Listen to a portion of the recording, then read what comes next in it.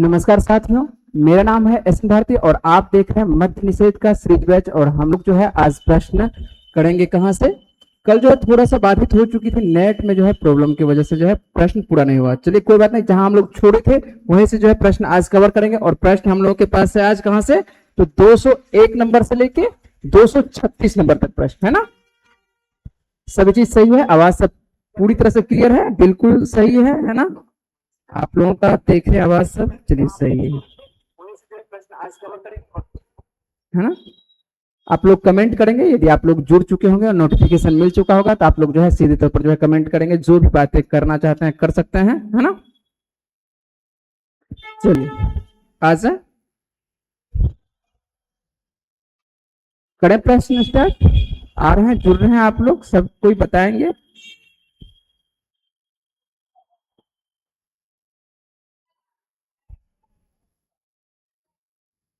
चलिए आइए, जब तक आप लोग जुड़ते हैं तब तक हम लोग जो कुछ कुछ प्रश्न कवर कर लें।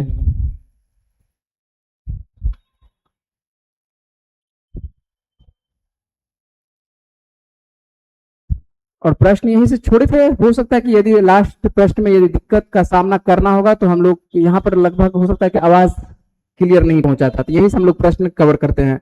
सबसे आज का पहला प्रश्न है और 201 नंबर का सीरीज चल रहा है कि राष्ट्रपति किसके सलाह से जो है लोकसभा को जो है भंग कर सकता है। राष्ट्रपति किसकी सलाह से, तो राष्ट्रपति सीधे तौर पर ये प्रश्न हम करवा चुके हैं प्रधानमंत्री के सलाह पर। यदि प्रधानमंत्री हैं तो प्रधानमंत्री के सलाह से, यदि प्रधानमंत्री नहीं रहेंगे तो स्वतः जो है भंग हो जाती है। ये पढ़ चुके होंगे, ये भी प्रश्न हम लोग कवर कर चुके हैं। ये भी प्रश्न हम लोग जो है सिक्किम भारत का एक राज्य बनाया गया था, ये सब प्रश्न हम लोग पूरी तरह से जो है कवर कर चुके हैं, कवर किए हैं। आप लोग बनाएंगे, यदि नहीं बना है, यदि आज से आप जुड़ रहे हैं तो आज से आप लोग बनाने का प्रयास करेंगे, यदि बना चुके होंगे तो अच्छी बात है ना। चलते हैं, पहले तो ये सब प्रश्न जो कवर कर चुके हैं जल्दी से बताएंगे कि ये सब प्रश्न कल बनाए थे या नहीं बनाए थे, है ना। अभी तक आप लोगों का मैसेज नहीं आ रहा है। चलिए ये सब प्रश्न हम लोग कवर कर चुके हैं, जल्दी से बताइएगा। बन चुका है ये सब, है ना। 36वां क्या है, 35वां संविधान संशोधन और 36वां संविधान संशोधन क्या है, ये आप कल के वीडियो में आपको करवा चुके हैं। यहां से हम लोग का आज का मेन प्रश्न है 203 नंबर से, यहां से हम लोग नहीं किए थे। राज्य पुनर्गठन आयोग ने जो है 1 नवंबर 1956 को कितने राज्य तथा कितने संघ क्षेत्र जो है बनाए थे। शुरुआती दौर में जब 1 नवंबर 1956 को क्या होता है, राज्यों का क्या होता है, पुनर्गठन किया जाता है ना। राज्य पुनर्गठन आयोग के द्वारा जो है आप सुने होंगे फजल अली के बाद जो है आपको जेवीपी समिति भी आती है। जेवीपी समिति पहले आती है, ये सब जो है नहीं तैयार होता है, लेकिन बाद में जो है बनाया जाता है राज्य पुनर्गठन आयोग। और उसके बाद जो है 1 नवंबर 1956 को हम सीधे शॉर्ट में आते हैं कि 1 नवंबर 1956 को जो है कुछ राज्य बनाया जाता है और कुछ संघ, जो आप बोलते हैं यूटी बोलते हैं जिसको, तो आपको केंद्र शासित प्रदेश बनाया जाता है। तो यहाँ पर 14 राज्य और 6 केंद्र शासित प्रदेश हुआ करते थे शुरुआती दौर में। उसके बाद जो है अभी तो वर्तमान में आप देख ही रहे हैं कि कितने राज्य हैं, 28 राज्य और 8 केंद्र शासित प्रदेश देखने को मिलता है। चलिए आप लोग यदि हैं लाइव हैं तो जुड़ेंगे और बातचीत करेंगे, ठीक है। चलिए आंसर इसका हो चुका है, आते हैं अगले प्रश्न पर आते हैं। 204 नंबर में जो है नागरिकता संशोधन कानून जो है कब पारित हुआ है। हाल ही में यदि बात करें, ये आपको करंट अफेयर संबंधित आपको प्रश्न देखने को मिल रहा है। करंट अफेयर शास्त्र जो है जीएस आपको ये बनता हुआ दिखाई पड़ रहा है कि नागरिकता संशोधन कानून जो है कब पारित हुआ था। तो ये कब पारित हुआ है कह सकते हैं, हुआ था, जो भी कह सकते हैं, दोनों बातें कह सकते हैं ना। 11 दिसंबर 2018 को या 11 दिसंबर 2019 को या आपको 11 अक्टूबर 2019 को या 11 अक्टूबर 2020 को, कौन सा आपको लग रहा है कि उचित आंसर होगा। उचित आंसर आप यदि आप जान रहे हैं तो बताने का प्रयास करेंगे जल्दी से जल्दी से जल्दी से। अभी तक आप लोगों का कमेंट नहीं आ रहा है भाई, क्यों, कहां चले गए आज, सभी आंदोलन में चले गए नहीं था। महा आंदोलन चल रहा है, यदि आप चल जा रहे हैं तो बच के रहिएगा, क्योंकि मार जो है मार तो होगी, है ना। चलिए आइए जल्दी से बातचीत करते हैं, जल्दी से। यहां पर जो है आपको 11 दिसंबर 2019 को, है ना, बहुत सारे छात्र हो सकता है कि आज गए होंगे कहां पर, आंदोलन में गए होंगे और आंदोलन में उसके बाद जो है मार खा के उधर से आएंगे। तो मार नहीं खाना है, ठीक है। आंदोलन समय जाने का बचने का प्रयास करिए, क्यों जाते हैं फिजूल का, है ना। यदि जो भी होगा डिसीजन तो वो तो हो ही जाएगा, आपके जाने ना जाने से कोई फर्क नहीं पड़ने वाला, है ना। चलिए तो आप लोग जो मेरे छात्र हैं वहां ऐसी नहीं बात कर रहे, हम सभी को नहीं कर रहे हैं, सभी का अपना मन है, आंदोलन करने का अपना मन है ना। वैसे आप लोग पढ़ाई पर ध्यान दीजिए, जिस दिन जो है निकलेगा उस दिन फॉर्म भर दीजिएगा, उस दिन चुपचाप जो है आराम से एग्जाम दीजिएगा। कराए तैयारी आपको एक एक दिन करवाया जाता है, ठीक है, और एक दिन तैयारी करके जो है आपको तैयार होगा, पूरी तरह से साल भर तैयार होगा। तो क्या क्या होगा नहीं होगा वो तो बात की बात है। ये समझ चुके होंगे कि नागरिकता संशोधन अधिनियम जो है आपको कब आता है, तो ये आपको 11 दिसंबर 2019 को। तो आंसर आपका इसका भी देखने को मिलता है। हम ज्यादा बात नहीं करेंगे, सीधे तौर पर जो है जिस प्रश्न पर बातचीत करने की आवश्यकता होगी, जैसे 6, 7, 8, 9 यहाँ पर जो आपको आर्टिकल है 5, 6, 7, 8, इसमें थोड़ा सा हम विशेष बातचीत करेंगे, क्योंकि यहाँ से प्रश्न अच्छा खासा पूछा जाता है और लड़कों से प्रश्न बनता नहीं है। तो जिसपे ज्यादा प्रश्न पूछा जाता है और जहां पर कठिनाई होगी वहां पर हम बातचीत करेंगे, अन्यथा बातचीत करने की कोई आवश्यकता नहीं है। यहाँ पर 205 नंबर का प्रश्न है कि पाकिस्तान से आकर भारत में नागरिकता प्राप्त करने से संबंधित प्रावधान का जो है वर्णन निम्नलिखित में से जो है किस अनुच्छेद में वर्णित है। और जितने भी आपको प्रश्न दे रहे हैं सभी प्रश्न जो है आपको मध्य निषेध के आपको सेट प्रैक्टिस में करवाया जा चुका है, और जब करवाया जा चुका है तो उसी प्रश्न को हम लोग कवर कर रहे हैं। तो पाकिस्तान से आकर, कहां से, पाकिस्तान से आकर, है ना, जब बंटवारा होता है तो कुछ व्यक्ति चले जाते हैं पाकिस्तान, फिर से जो है कुछ वापस भी होते हैं, कुछ शुरुआती दौर में ही वापस हो जाते हैं, है ना, कि मान लेते हैं कि जब पाकिस्तान में वहां के जो हिंदू थे वो आ गए इंडिया, और इंडिया के जो मुस्लिम थे वो चले गए थे। उस वक्त तो इंडिया में पाकिस्तान नहीं हुआ करता था, लेकिन ऐसा बंटवारा हुआ कि जिनको पाकिस्तान जाना है पाकिस्तान चले जाए, जिनको हिंदुस्तान में रहना है हिंदुस्तान में स्वतंत्रता पूर्वक आप रह सकते हैं। इसी आर्टिकल से संबंधित यहाँ पर कुछ आर्टिकल है जहां पर की दिक्कत का सामना करना पड़ता है। सबसे पहले इस प्रश्न का हम जवाब देखते हैं, इस प्रश्न का जवाब क्या होता है। तो पाकिस्तान से आकर मतलब पाकिस्तान के जो व्यक्ति हैं वो आकर कहां, भारत में यदि नागरिकता प्राप्त करने से संबंधित यदि प्रावधान का वर्णन है, ये किस आर्टिकल में है, ये आर्टिकल आपको देखने को मिलता है अनुच्छेद आपको 6 देखने को मिलता है। क्या देखने को मिलता है, आर्टिकल। आप यदि बात करें कि आर्टिकल कौन सा देखने को मिलता है, तो आर्टिकल आपको 6 देखने को मिलता है ना। हम सभी आर्टिकल पर बात करते हैं, 7, 8, 9, 10 में क्या है सभी पर बातचीत करते हैं।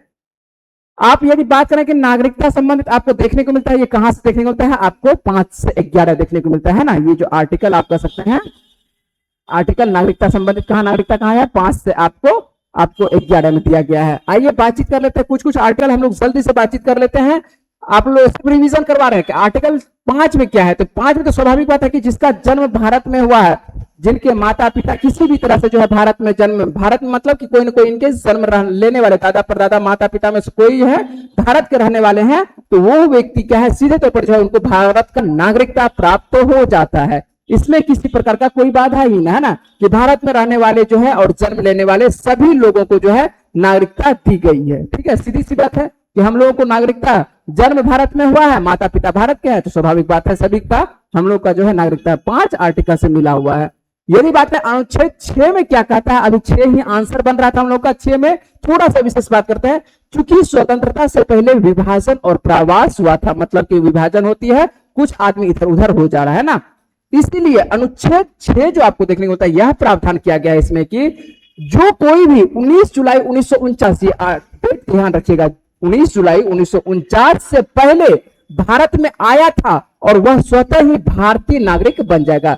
जो व्यक्ति 1947 के बाद भी आजादी होती है, जब है ना, आजादी जब मिल जाती है हम लोग को, जब बंटवारा होता है तो बंटवारा के बाद एक डेट दे दिया जाता है कि 19 जुलाई 1949 तक, है ना, जो व्यक्ति आ चुके हैं, भारत आ चुके हैं पाकिस्तान वाले, उनको जो है क्या मिल जाता है, स्वतः ही, किसी प्रकार का कोई पंजीकरण की आवश्यकता नहीं है, स्वतः ही नागरिक आप बन जाएंगे, भारत के नागरिक बन जाएंगे, यदि उसके माता पिता दादा दादी में से कोई भी एक भारत में पैदा हुआ है ना। समझ रहे हैं बात को, मतलब पहले तो सब भारत में हुआ करता था, और भारत में स्वाभाविक बात है जब भारत में पैदा हुआ था तो कोई ना कोई जो है माता पिता में से या दादा दादी में से कोई एक यदि भारत में है तो उनको जो स्वतः मिल जाएगा, जो कि पाकिस्तान से आ रहे हैं। और यही आपका आज का प्रश्न भी था।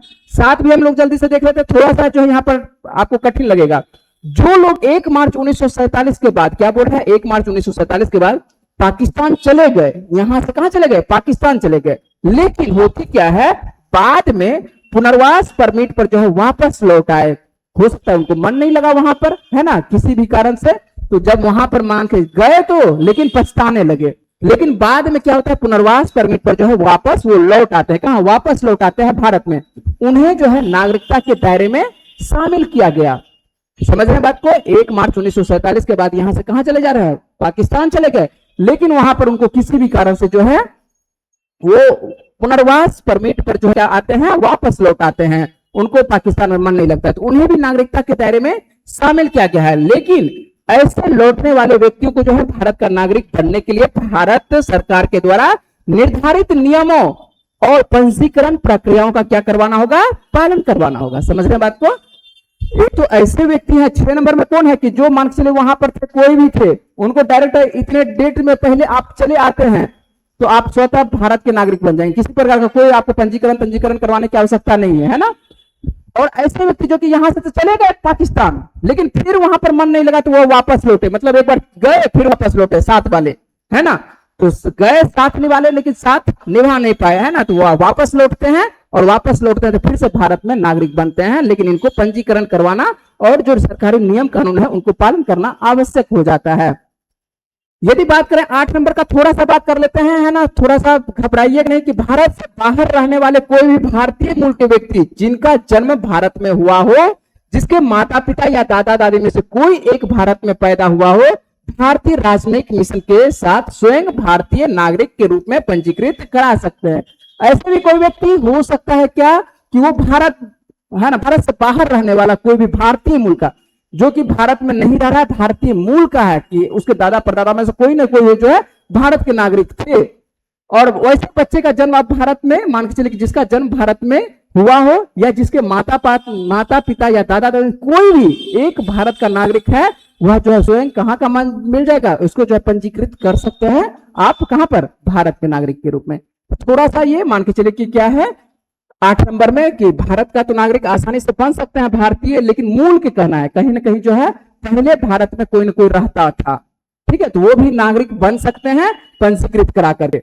अनुच्छेद 9 में क्या कह रहा है कि अनुच्छेद 9 में कह रहा है कि यदि कोई व्यक्ति स्वेच्छा से यदि किसी विदेश राज्य का नागरिकता, मतलब विदेशी राज्य मतलब कहने का जो विदेश का नागरिकता प्राप्त कर लेता है, मान लेता है कि यहां से जो है कोई कनाडा चले गए, हो सकता है कोई ऑस्ट्रेलिया की नागरिकता प्राप्त कर लिए, स्वतः ही भारत की नागरिकता क्या हो जाएगी, भारत का नागरिक अब नहीं रहेगा, मतलब भारत का नागरिकता वो व्यक्ति खो देगा स्वतः ही। अनुच्छेद 10 में कहा गया है, इसमें कहा गया कि प्रत्येक व्यक्ति जो इस जो भाग के मान चलिए भारत के पूर्वगामी प्रावधानों के तहत भारत का नागरिक है या माना जाता है, संसद के द्वारा बनाए गए किसी भी कानून के प्रावधानों के अधीन रहते हुए ऐसा नागरिक ये बना रहेगा। यदि संसद किसी प्रकार का कानून, जो भी भारत के भूभाग में रह रहा है व्यक्ति, संसद कुछ कानून नियम बनाता है, जो आपको अभी जस्ट बताए थे कि आपको क्या दिसंबर 2019 में भारत सरकार के द्वारा, संसद के द्वारा जो है नागरिकता में कुछ फेर बदल किया गया था, तो वो किसके द्वारा, तो संसद कर रहा था, किस आर्टिकल के द्वारा, ये 10 के द्वारा, और यहीं पर 10 और 11 संसद से संबंधित है। यह संसद को जो है नागरिकता प्राप्त करने, मतलब संसद को नागरिकता पर कौन नियम कानून बना सकता है, तो वो कौन बना सकता है, संसद है। यह संसद को जो है नागरिकता प्राप्त करने और समाप्त करने और उससे संबंधित सभी मामलों के संबंध में कोई भी प्रावधान करने का अधिकार देता है। तो अधिकार दे रहा है किसमें, 11 में, और बना रहा है किससे, 10 से बना रहा है। समझ रहे हैं बात को। और ये आपको पूरी तरह से समझाने का भी प्रयास किया क्योंकि थोड़ा सा पेचीदा था, तो इसको समझ लेंगे अच्छे से। आ जाते हैं हम लोग अगले प्रश्न पर आ जाते हैं। हम पढ़ा नहीं रहे हैं आपको पॉलिटी, ऐसा नहीं कि भारतीय राज्य व्यवस्था पढ़ा रहे हैं जिससे कि आपको कठिन न हो। वो जहां आप जिस भी टीचर से पढ़े होंगे, जिस भी शिक्षक से पढ़े होंगे, वहां पर आप अच्छे से आपको पढ़ाया गया होगा, या नहीं पढ़ाया होगा तो इतना से तो आपको हम चला सकते हैं कि 5 से आपको लगभग 11 से भी हम बता ही दिए आपको, है ना। 206 नंबर का प्रश्न क्या बोल रहा है कि भारतीय संविधान के किस अनुच्छेद में, आर्टिकल आज आपको ज्यादा देखने को मिल रहा है, अनुच्छेद में जो है भाषण एवं अभिव्यक्ति की स्वतंत्रता के जो है मूल अधिकार का प्रावधान देखने को मिल रहा है। तो मूल अधिकार का जो प्रावधान आपको देखने को मिल रहा है, किसमें देखने को मिल रहा है, आर्टिकल आपको 14 में समानता देखने को मिलता है, 19 में क्या देखने को मिलता है, 19 में ही आपको देखने को मिलता है अभिव्यक्ति की स्वतंत्रता देखने को मिलता है ना, अभिव्यक्ति की पूछ रहा है। तो प्रेस, अभिव्यक्ति, ये सभी की स्वतंत्रता, इधर उधर जाने घूमने फिरने सबके कहां पर है, ये अभिव्यक्ति अंतर्गत आता है। ये आर्टिकल आपको कौन सा, 19 में देखने को मिलता है। 21 में आप समझ ही रहे हैं कि 21 में क्या दिया गया है, 21 में जो है जीवन संबंधित जो है प्राण देह की स्वतंत्रता के बारे में दिया गया है ना। और 22 में जो है संरक्षण दिया गया है, गिरफ्तारी संबंधित संरक्षण किसमें, 22 में प्राप्त है।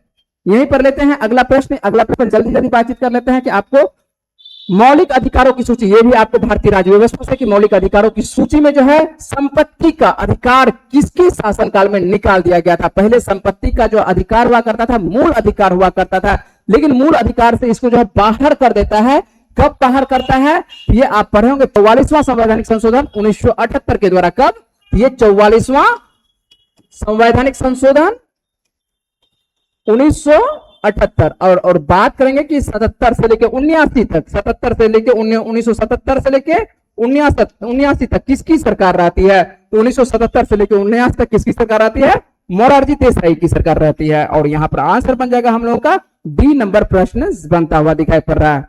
क्या हुआ, आज आप लोग कोई चैट नहीं कर रहे?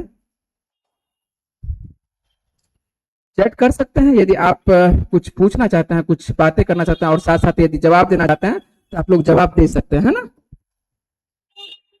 चलिए जवाब आप लोग भी दे सकते हैं कि जैसे कि 207 का कौन सा प्रश्न का जवाब होगा, किसका जवाब क्या होगा, लिख दे सकते हैं, जवाब जल्दी से दे सकते हैं ना। चलें आगे।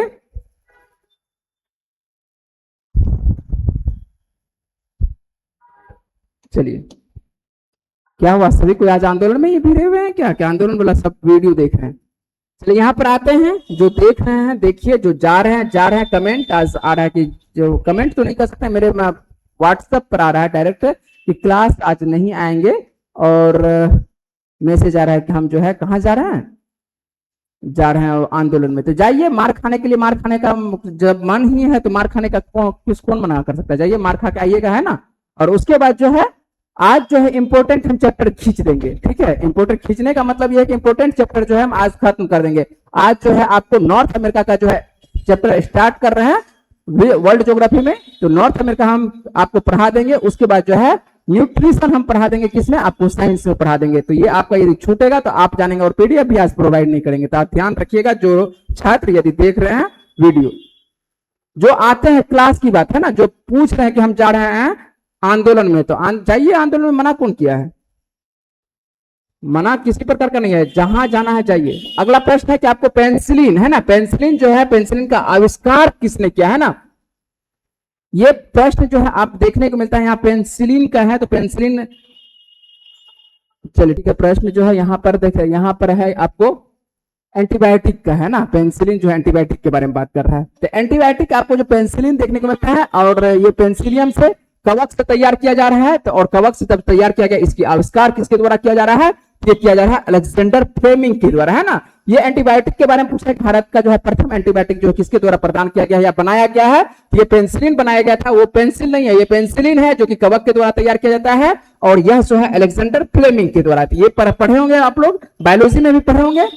अगला प्रश्न है, यदि तरंग की आवृत्ति बढ़ती है तो इसकी तरंग दैर्घ्य जो है, इस पर क्या असर पड़ने वाला है? यदि तरंग की आवृत्ति क्या कर रही है, फ्रीक्वेंसी को क्या कर रहे हैं, फ्रीक्वेंसी को हम लोग बढ़ा दे रहे हैं ना। यदि फ्रीक्वेंसी को बढ़ा दे रहे हैं, फ्रीक्वेंसी यदि बढ़ती है तो इसकी जो है वेवलेंथ पर जो है क्या असर पड़ने वाला है? तो जल्दी से आप लोग जवाब दे सकते हैं कि वेवलेंथ पर जो है इसका क्या असर पड़ने वाला है। वेवलेंथ बढ़ेगा, कमेगा, या अप्रभावित रहने वाला है ना। तो वेवलेंथ क्या हो जाएगा? तो वेवलेंथ, यदि आप बात करें कि यदि तरंगदैर्घ्य की फ्रीक्वेंसी बढ़ती है तो इसका तरंगदैर्घ्य की आपको वेवलेंथ क्या हो जाएगा? वेवलेंथ इसका घट जाएगा, है ना। चले आगे। आप लोग आज बहुत कम है, बहुत कम है ना। चलिए आगे आते हैं, अगले प्रश्न पर बात करते हैं। आपको जो है प्रत्येक दिन जो है वीडियो जो प्रोवाइड होगी 1 बजे से ही प्रोवाइड होगी। यदि आप लोग साथ साथ रहेंगे तो अच्छी बात है। कल तो बहुत सारे छात्र थे, आज आप लोग बहुत कम है ना। लग रहा है कि सभी जा रहे हैं आप लोग आंदोलन में, है ना। पटना कॉलेज गए हुए हैं। चलिए कोई बात नहीं है, जहां भी गए होंगे तो कोई दिक्कत नहीं है। आते हैं हम लोग, जल्दी से आते हैं, अगले प्रश्न पर बातचीत करते हैं, ठीक है। आपका कमेंट हम ऑन किए हुए हैं, और कमेंट यदि आप करते हैं तो आपका कमेंट जो है मेरे पास सीधे तौर पर जो है आ जाएगा। चलिए आ जाते हैं, अगले प्रश्न पर बात करते हैं कि आपको थर्मोस्कोप है, थर्मोस्कोप का जो आविष्कार किसके द्वारा किया जाता है? तो थर्मोस्कोप का आविष्कार किसके द्वारा? आप लोग जवाब दे सकते हैं कि 210 नंबर का प्रश्न का जवाब क्या होता है? थर्मोस्कोप का आविष्कार किसके द्वारा किया गया है? किसे माना जाता है? गैलीलियो को, या कोपरनिकस को, या आइजैक न्यूटन को, या आपको केपलर को? किसको माना जाता है? खास करके किस प्रश्न के बारे में बात कर रहे हैं? ये थर्मोस्कोप के बारे में बात कर रहे हैं कि थर्मोस्कोप का जो है यहाँ पर जो है कह सकते हैं आविष्कार किसके द्वारा किया गया है ना। चलिए ये आपको देखने को थर्मोस्कोप और थर्मोस्कोप का आविष्कार आप लोग देखेंगे तो इसका आविष्कार जो किया जाता है, आप लोग आज बहुत कम है। जब कम रहते हैं तो थोड़ा सा जो है आवाज जो है कम हो जाता है ना। चलिए आप लोग रहते हैं तो थोड़ा सा क्या एनर्जी मिलती है ना, गैलीलियो के द्वारा। कोपरनिकस के बारे में आप जानते होंगे, आइजैक न्यूटन के बारे में भी जानते होंगे, और केपलर के द्वारा भी जानते होंगे। क्या क्या है कोपरनिकस, क्या क्या था? यदि बात करें कि आपको हेलियोसेंट्रिक है ना, कि हेलियोसेंट्रिक का सिद्धांत किसके द्वारा था? हेलियोसेंट्रिक का सिद्धांत किसके द्वारा? हेलियोसेंट्रिक है ना। तो हेलियोसेंट्रिक कह सकते हैं या कह सकते हैं कि ऐसा भी कह सकते हैं, सूर्य जो है क्या है? सूर्य केंद्र में है। क्या है? सूर्य केंद्र में, और सूर्य केंद्र में है और इसके आसपास क्या कर रहा है? छोटे छोटे ग्रह क्या कर रहे हैं?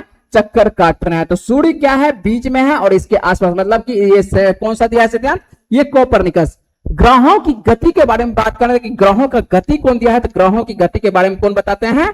ग्रहों की गति के बारे में बताते हैं केपलर बताते हैं ना। ये नाम तो लिखा हुआ है केपलर है ना। केपलर के बारे में बात करें ग्रहों के। आइजैक न्यूटन तो वैसे बहुत सारा सिद्धांत देते हैं, लेकिन यहां पर जो है यदि हम एक बात करें तो गुरुत्वाकर्षण का सिद्धांत है ना। गुरुत्वाकर्षण, तो गुरुत्वाकर्षण का सिद्धांत किसके द्वारा? तो गुरुत्वाकर्षण का सिद्धांत आपको देखने को मिलता है किनके द्वारा? ये आपको न्यूटन के द्वारा। तो बहुत सारा ये प्रश्न आपको देखने को मिल रहा है। यहाँ थर्मोस्कोप का आविष्कार गैलीलियो के द्वारा, गैलीलियो गैलीली के द्वारा, उसके बाद कोपरनिकस, आपको हेलियोसेंट्रिक, आइजैक न्यूटन गुरुत्वाकर्षण, और केपलर जो है ग्रहों की गति का नियम ये देते हैं। ये सभी आप प्रश्न यदि याद रखते हैं तो आपसे जो है एक नंबर का तो प्रश्न जरूर बनेगा। चलते हैं अगले प्रश्न, और अगला प्रश्न का जवाब क्या है आइए बातचीत करते हैं। 200 आपको 11 नंबर का प्रश्न है कि हमारी आंखों में जो है लेंस का जो है क्या काम होता है? ये लेंस हम लोगों की आंखों में है, यदि लेंस नहीं मान के चलिए सही से काम करना पड़ता है। देख रहे हैं कि मेरे आंखों पर जो है एक चश्मा लगा हुआ है। क्यों चश्मा लगाना पड़ा है? कुछ ना कुछ तो कारण होगा, है ना। जो लेंस मान के चले आप सही से काम नहीं कर पा रहा है, और लेंस का काम क्या है? आंखों की फोकस दूरी को क्या करना है? बदलना है, बढ़ाना नहीं है ना। ना बढ़ा सकता है ना घटा सकता है। यहां पर जो है इसको क्या करना है? बदलना है। आंख की फोकस दूरी को क्या करना पड़ता है? ये बदलना पड़ता है। तो हमारी आंखों में जो लेंस लगा हुआ है, तो लेंस का काम क्या है? तो ये आपको कभी जो है आप देखोगे या तो दूरदृष्टि हो जाती है या तो निकट दृष्टि दोष होती है। निकट दृष्टि दोष में क्या होती है कि निकट की वस्तु साफ साफ दिखाई पड़ती है ना। तो निकट की वस्तु क्या होती है? साफ साफ। और निकट वाले, जब निकट दृष्टि दोष होता है तो निकट वाले को किससे दूर किया जा सकता है? कौन से लेंस से दूर किया जा सकता है? निकट वाले को जो है अवतल लेंस से दूर किया जा सकता है। किससे? तो ये अवतल लेंस है। यदि बात करें कि दूर दृष्टि किसी को हो जाता है, यदि दूर दृष्टि दोष जाता है तो इसमें क्या होती है कि दूर की वस्तु क्या कहते हैं आप? एक तरह से अस्पष्ट दिखती है, लेकिन नजदीक की वस्तु अस्पष्ट नहीं दिखती है, उल्टा होता है। तो इसमें इसको किससे? उत्तल लेंस से ठीक किया जा सकता है। इसमें किससे? उत्तल लेंस से ठीक किया जा सकता है। ये दर्पण नहीं लेंगे, लेंस लेंगे, है ना। ध्यान रखेंगे, लेंस नहीं लिखे हैं तो ऐसा नहीं कि आप दर्पण ले लेंगे। दर्पण अलग है, लेंस अलग है ना।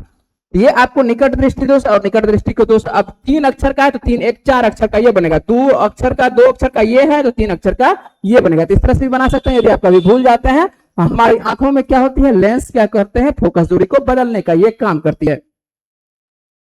चलते हैं अगले प्रश्न पर, और अगला प्रश्न आप लोगों के स्क्रीनिंग पर रहा। ये नंबर 212 नंबर का प्रश्न है कि किसी तत्व का जो है परमाणु भार, जो एटॉमिक वेट होते हैं, ज्ञात करने के लिए निम्नलिखित में से किसके साथ जो है उस तत्व के जो है परमाणु भार जो है की तुलना की जा सकती है? तो परमाणु भार की तुलना यदि बात करें, परमाणु भार की तुलना आपको किससे की जा सकती है? ऑक्सीजन से, कार्बन से, या हाइड्रोजन से, या नाइट्रोजन से। आसान सा प्रश्न है, लेकिन केमिस्ट्री का प्रश्न है, और केमिस्ट्री का प्रश्न जो है आप लोगों को जो है बहुत जो है ज्यादा परेशान करता है ना।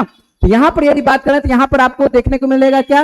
इसका जो है आंसर शीट में जो आंसर गलत दिया, आंसर शीट में जो हाइड्रोजन करवाया हुआ है ना। तो हाइड्रोजन नहीं होगा, होगा क्या इसका? इसका आंसर होगा कार्बन होगा। तो ध्यान रखेंगे, एक ये सेट का है नाम, तो हम सेट का नहीं ले सकते यहां पर, लेकिन ये जो आपको प्रश्न जो शुरू में करवाया जाता है तो उस प्रश्न में जो है आपको ध्यान रखेंगे, इसमें जो है आपको सेट का आंसर आपको हाइड्रोजन था, लेकिन हाइड्रोजन आंसर होगा नहीं, होगा क्या? ये कार्बन होगा। तो किसी भी मान के चले कि आपको तत्व का परमाणु भार यदि बात करें कि आपको उसका जो वेट, आपको क्या एटॉमिक वेट निम्नलिखित में से जो किसके उस तत्व के परमाणु भार की तुलना में की जाती है? तो तुलना की जाती है किससे? ये ध्यान रखेंगे, कार्बन से की जाती है ना।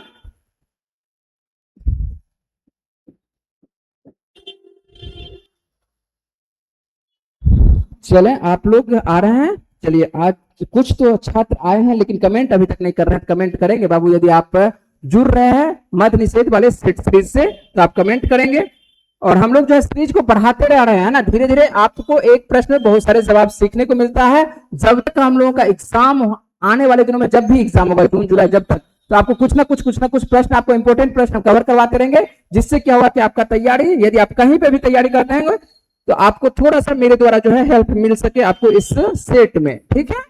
चलिए आ जाते हैं, देख लेते हैं कि निम्नलिखित में से गैसों में से पूछा, निम्नलिखित गैसों में से कौन सी गैस ऐसी है जिसका कि किसी निश्चित ताप पर सबसे उच्च औसत वेग होता है? पूछ रहा है कि ऐसी कौन सी गैस है जो कि निश्चितता पर जो है, निश्चितता पर आपको देखने को मिलता है सबसे उच्च आपको औसत क्या वेग होता है। तो उच्च औसत वेग आपको देखने को मिलता है किसमें, जल्दी से बात करेंगे। यदि आप जवाब क्यों नहीं दे रहे हैं आज आप लोग, आप लोगों को कौन सा जवाब लग रहा है? ऑक्सीजन लग रहा है या कार्बन मोनोऑक्साइड लग रहा है या आपको लग रहा है नियोन या मीथेन लग रहा है? चलिए कोई बात नहीं है, आप लोग जवाब नहीं दे रहे ना, जवाब देंगे, जवाब देंगे। चलिए कोई बात नहीं, जब तक आप जवाब नहीं देते तब तक तो हम जो है अपने तरफ से आपका प्रश्न लेते हैं और उसका जवाब हम ही खुद देते हैं। तो क्या कर सकते हैं? निम्नलिखित में से जो है आपको गैसों में से जो कौन सी गैस जो है किसी निश्चित ताप पर जो सबसे उच्च औसत वेग होता है? तो ये कौन सा? Carbon monoxide. कौन सा? ये कार्बन मोनोऑक्साइड आपको सबसे उच्च आपको देखने को मिलता है, औसत वेग होता है। तो इसका याद रखेंगे यहाँ पर कार्बन मोनोऑक्साइड। और अधिकांश छात्र जो आंसर दिए थे, अधिकांश दिए थे ऑक्सीजन, तो ऑक्सीजन नहीं होगा, यहाँ पर आंसर जाएगा बी नंबर आंसर जाएगा। अगले प्रश्न पर आते हैं कि अगला प्रश्न का जवाब क्या होता है। कि मैं आज साइंस भी है, आपको सभी तरह का मिक्सअप प्रश्न दे रहे हैं जिससे कि आपका तैयारी बेहतरीन हो। निम्नलिखित में से जो है अत्यधिक अभिक्रियाशील कौन सी है? इसे जो है मिट्टी के तेल में जो है रखा जाता है। आसान सा जवाब है इस, ये प्रश्न यदि आपको नहीं आ रहा है तो दिक्कत की बात है ना। क्या आवाज सही है? ठीक है आवाज?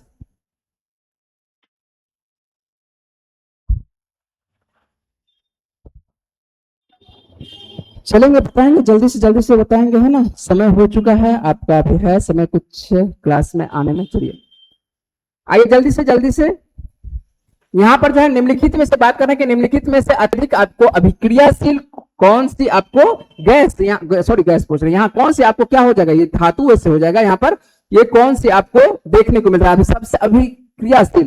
और इसको जो है यदि अभिक्रियाशील जो है ये क्या कर सकता है, अभिक्रिया जल्दी कर लेगा। मान लेते हैं बाहर में ऑक्सीजन से अभिक्रियाशील हो सकती है, तो यहाँ पर जो है इसको एक डुबो करके रखा जाता है, केरोसिन के तेल में डुबो करके रखा जाता है। और केरोसिन के तेल में डुबो करके किसको रखा जाता है? ये सोडियम को रखा जाता है। आप जानते होंगे सोडियम बहुत आपको हल्की धातु के अंतर्गत आता है, बहुत हल्की नहीं मतलब हल्की धातु के अंतर्गत आता है, मुलायम के अंतर्गत आता है। चाकू से आराम से सोडियम को क्या कर सकते हैं? काट सकते हैं। जैसे पनीर को काटते हैं वैसे सोडियम को भी काट सकते हैं। और उसके बाद इसको जो है पानी में फेंकेंगे तो ये धमाका हो सकता है ना, धमाका। इस वजह से आप पानी में देखते हैं, देखेंगे कि आग लगाया जाता है। कि पानी में कैसे आग लगेगा? तो पानी में यही सोडियम की वजह से आग लग जाता है ना, पानी में फेंकेंगे तो आग आपको दिखाई पड़ेगा। और ये यदि बाहर भी रहेगा तो ये बाहर में भी क्या हो जाएगी? जल सकती है, ऑक्सीजन के द्वारा ये जल सकता है। इस वजह से जो है इसको डुबो कर रखते हैं किसमें? मिट्टी के तेल में। और मिट्टी के तेल में जो है यह अभिक्रियाशील नहीं होती है, इस वजह से सोडियम को आंसर लेंगे, सोडियम, कोई दिक्कत नहीं है। यदि बात करें कि अगला प्रश्न, और अगला प्रश्न का जवाब क्या होता है ये देखते हैं। दहन क्या है? दहन जो है, दहन आपको एक रासायनिक प्रक्रिया है या भौतिक या रासायनिक या जैविक प्रक्रिया है या भौतिक प्रक्रिया है। जो दहन होती है तो आप देखिए दो प्रकार, जब स्वरूप जो है मान के चलिए कुछ भी परिवर्तन हुआ और स्वरूप फिर से बदला जा सकता है तो वह जो है भौतिक प्रक्रिया के अंतर्गत आएगा। यदि मान के चलिए पूरी तरह से स्वरूप बदल गया, एक क्रम से एक रूप से दूसरे रूप में बदल गया, अब जो है फिर वो पहले रूप में परिवर्तित नहीं हो सकती है, उसको बोलाता है रासायनिक। यदि आप दहन करते हैं किसी रासायनिक दहन में, सोच लीजिए कि आप कोई प्रकार का आप जलावन जला रहे हैं ना, नीचे से आप क्या कर रहे हैं कि आप कोई जलावन जला रहे हैं, तो और जलावन जब जला रहे हैं तो क्या हो जाती है कि इसमें जो भी लकड़ी आप जलाते हैं, मान लेते हैं कोयला हो गया, ठीक है। अब क्या हुआ, जो रूप में था उसी रूप में ये परिवर्तित, अलग रूप में परिवर्तित हो गया, उसी रूप में नहीं रहा, वो अपना एक अलग रूप लेता है। ये आता है किसके अंतर्गत आता है कि रासायनिक। यदि बात करें कि भौतिक अंतर्गत क्या आ जाएगा, तो भौतिक सीधी सी बात है कि भौतिक में क्या आएगा, जैसे कि मोमबत्ती जलाते हैं, मान लें कि मोमबत्ती जला है ना, और फिर से मोमबत्ती मान के चले पिघल के थोड़ा सा ही हुआ, लेकिन क्या हो जाती है, फिर से आप उस रूप में उसको ढाल सकते हैं। चलिए एक आइए, कौन से क्या नाम लिखे हैं बाबू साहब? अमित जी, नाम तो टाइटल तो बहुत अच्छा है, टाइटल हम लेंगे नहीं है ना, टाइटल जो पढ़ेंगे आपका, ठीक है। अमित जी है ना, अमित जी जवाब दे रहे हैं भौतिक और रासायनिक। आप जवाब ये भी भाई आप लिखेंगे कि किसका आप जवाब लिखेंगे, प्रश्न आप देंगे और प्रश्न का जवाब आंसर के साथ लिखेंगे तो पता चलेगा कि आप जवाब किसका लिखे है ना। चलिए यहां पर आते हैं, तो दहन आप समझ चुके होंगे, दहन आपको क्या है, दहन आपका ए नंबर आज जवाब आ रहा है। आते हैं अगले प्रश्न पर, और अगला प्रश्न आप लोगों के लिए देखने को मिल रहा है क्या कि निम्नलिखित में से किसे जो है मार्स गैस भी कहा जाता है, मार्स गैस। और यदि हम आते हैं कि मार्स गैस किसे कहा जाता है, तो मार्स गैस के नाम से जाना जाता है किसे, मीथेन को जाना जाता है। तो 216 का जवाब हो जाता है क्या, सी नंबर आपको जवाब देखने को मिलता है। हम थोड़ा सा प्रश्न जल्दी जल्दी करेंगे, यदि आप कमेंट साथ साथ करेंगे तो हम आपका कमेंट भी लेंगे, और नाम यदि आप लिखते हैं तो नाम भी हम आपका लेंगे। किस विटामिन को जो है हार्मोन भी कहा जाता है? आसान सा जवाब है, पूछ रहा है कि विटामिन को जो है हार्मोन के भी नाम से जाना जाता है। ऐसे कौन सी विटामिन है जिसको कि हार्मोन, हार्मोन अलग होता है, एंजाइम अलग होता है ना, विटामिन अलग होता है, लेकिन यहाँ पर पूछ रहा है कि ऐसी कौन सी विटामिन है जिसको कि हार्मोन के नाम से भी हम लोग जानते हैं। तो ऐसी विटामिन आपको देखने को मिलता है, कौन सा, विटामिन डी। कौन सा आंसर होगा, तो विटामिन डी, जिसको कि हम लोग विटामिन आपको हार्मोन के भी नाम से इसको जानते हैं। अगले प्रश्न में बात करते हैं कि आपको डार्विन का सिद्धांत है ना, डार्विन का सिद्धांत भी आप लोग बायोलॉजी में पढ़ चुके हैं कि डार्विन का सिद्धांत है, लैमार्क वर्ग का सिद्धांत, जितना भी सिद्धांत है आप लोग अच्छे से पढ़ चुके हैं। तो डार्विन का सिद्धांत यदि बात करेंगे, डार्विन का सिद्धांत क्या बोलता है, तो डार्विन का सिद्धांत बोलता है प्राकृतिक चयनवाद का, है ना। तो ये डार्विन का सिद्धांत क्या बोल रहा है कि ये प्राकृतिक चयनवाद, प्राकृतिक चयनवाद का सिद्धांत किसके द्वारा, तो ये बी नंबर आपको देखने को मिलता है। चलिए अगले प्रश्न में बात करें, यहाँ पर जो है हीमोग्लोबिन के बारे में बात करें कि हीमोग्लोबिन कौन सी धातु इसमें होती है। तो हीमोग्लोबिन में जो है ये आपको ब्लड में देखने को मिलता है हीमोग्लोबिन, और हीमोग्लोबिन में कौन सी धातु होती है, बात आप बहुत जानकारी आपके पास होगी, ऐसे नहीं है कि जानकारी है। ये इसमें आयरन होती है ना, तो आयरन आपको कौन पूछ रहा है कि कौन सी धातु होती है हीमोग्लोबिन में, तो हीमोग्लोबिन में होती है आयरन होती है। पढ़े होंगे कि महिलाओं में जो है सबसे ज्यादा जो है आयरन की कमी की वजह से जो है कमर दर्द, ये दर्द वो दर्द सब होते रहता है ना। तो और ये कब, ये हीमोग्लोबिन में पाई जाती है आयरन, इसीलिए बोला जाता है कि पालक खाइए, है ना, आयरन युक्त जो है ज्यादा भोजन खाइए। अगले प्रश्न लेते हैं कि अगला प्रश्न जवाब आपको देखने को मिलता है क्या है, एक ही पादप में जो है एक पुष्प के जो है पराग कणों का जो है दूसरे पुष्प के जो है वर्तिकाग्र पर जाना क्या कहलाता है ना, नहीं लिखा है क्या कहलाता है। चलिए हम बात कर लेते हैं एक बार। एक ही पादप में जो है एक पुष्प के पराग कणों का जो है दूसरे पुष्प के वर्तिकाग्र पर जाना, हम लिख देते हैं थोड़ा सा, जाना जो है क्या कहलाता है।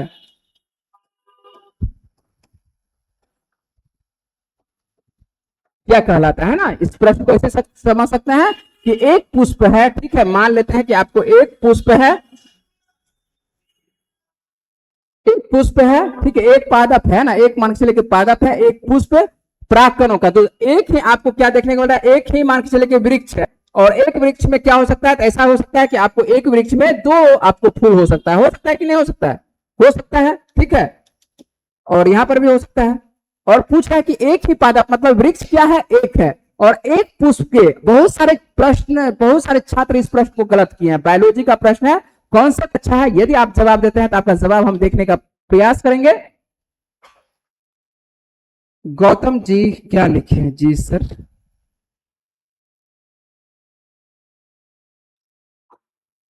चलिए जो भी भाई साहब लिखे हैं केवल जी सर लिखे हैं, हम क्या बोले, तो ये तो हमको आप आगे बढ़ गए हैं, ठीक है, चलिए आता है, ये मिटा दिए, चलिए कोई बात नहीं है। चलिए मेरे पास फूल है, ऐसा नहीं है ना, यहां पर जो है आप देखेंगे, हम आप मेरे पास फूल है, हम बताएंगे। सबसे पहले पूछ रहा है कि एक ही पादप में जो है पुष्प जो है परागकणों का जो है दूसरे पुष्प के जो है वर्तिकाग्र पर जाना क्या कहलाता है। वर्तिकाग्र आप समझे होंगे, परागकण समझते होंगे, परागकण आपको फूल देके हम अच्छे से समझाए हैं कि फूल में परागकण क्या होता है, परागकोश क्या होता है, स्टाइल क्या होता है, स्टिग्मा क्या होती है, उसके बाद ओवरी क्या होती है, आपको ये सभी बातें हम कर चुके हैं। और यहाँ पर आपको प्रश्न जो है थोड़ा सा आप समझ रहे होंगे कि अच्छा प्रश्न है, एक ही पादप में जो है पुष्प जो है परागकणों की, ये वही छात्र बना सकते हैं जो छात्र अच्छे से बायोलॉजी पढ़े होंगे, है ना।